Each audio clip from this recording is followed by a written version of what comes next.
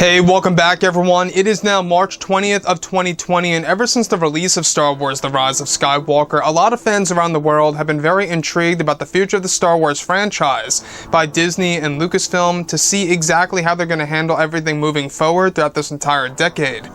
This is Mike Zero. Make sure to subscribe if you are new to the channel for future Star Wars content. Now, there's no doubt in saying that The Rise of Skywalker was a very tough production for both Disney and Lucasfilm. In fact, it has been said numerous times by J.J. Abrams, Chris Terrio, and all the other actors and actresses on board with the Star Wars film that this was by far the most difficult production out of all the sequel trilogy movies, primarily because of all the reshoots and the rewrites that took place, and how they had far less time to actually shoot the movie in comparison to The Force Awakens. A lot of this also had to do with Kathleen Kennedy intervening with the scenes and changing things and deleting scenes and putting new ones in. It really was quite a mess, and I think it's one of the reasons as to why Episode 9 feels like a very convoluted movie at times, feels very rushed and very much crowded at times in the first and second acts. Now, with that being said, what's really intriguing about the future of Star Wars is that we do know that the new Disney CEO is changing many aspects over at Lucasfilm. He's really giving Lucasfilm a major facelift for the future of the Star Wars franchise. However, what's really intriguing all has to do with George Lucas and Kathleen Kennedy. Now, specifically, what's really intriguing is that now that both Disney and Lucasfilm are finished with The Rise of Skywalker, they are focused on their new Star Wars trilogy of films as well as their new Star Wars universe. It's noted that currently Disney has multiple plans in order to reunite the fans around the world to create a better future for Star Wars in general, where it's noted that before and after the premiere for The Rise of Skywalker, many interviews were given to the creators of the sequel trilogy, including J.J. Abrams, Chris Terrio, and more, when J.J. Abrams was questioned about the creator George Lucas and Lucasfilm's Kathleen Kennedy. J.J. actually revealed George's thoughts, and that George Lucas and Kathleen Kennedy had creative differences when he was approached for Palpatine's return in the Skywalker saga. J.J. went on to say that George Lucas felt that Palpatine's return was not necessary, however Kathleen Kennedy had creative control at the time, and that George felt betrayed once again.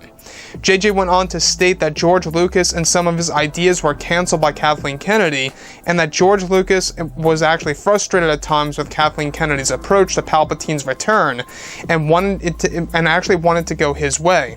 However, George Lucas revealed to J.J. Abrams at one point in time that he urged Kathleen Kennedy to only bring back Palpatine as a spirit strictly.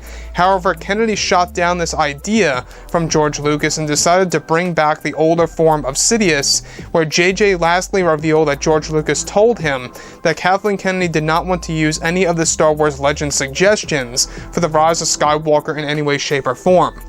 So, the thing about George Lucas is that this is very unfortunate because he got betrayed once again. We do know that Bob Iger, the original Disney CEO, talked about this, that George felt very betrayed for The Force Awakens, and here we are in the same exact boat with The Rise of Skywalker. Now, this fully explains as to why George did not attend the premiere for Episode 9. I don't know if you guys knew this, but if you guys actually did not notice this, he was not at the premiere for The Rise of Skywalker, which really was a big deal. It left a lot of fans very shocked and confused, and believe it or not, this all had to do with his creative differences with Kathleen Kennedy. So what J.J. Abrams was able to reveal about what George Lucas was able to reveal about Kathleen Kennedy is that yes, there were creative differences between himself and Kathleen Kennedy, and that George Lucas even wanted Palpatine to only return as a spirit strictly, and that was it. And Kennedy shot down that idea and really refused to use any of his Star Wars Legends material for the new Star Wars movie. So, the thing about George, like I say, I'm very happy that as of right now, he is fully involved with the new Star Wars universe, all thanks to Bob Chapek, the new Disney CEO. And not just that, we also know that Kathleen Kennedy is no longer involved on a creative scale here with any of the existing Star Wars projects in the early development phase. That, to me, is really good news.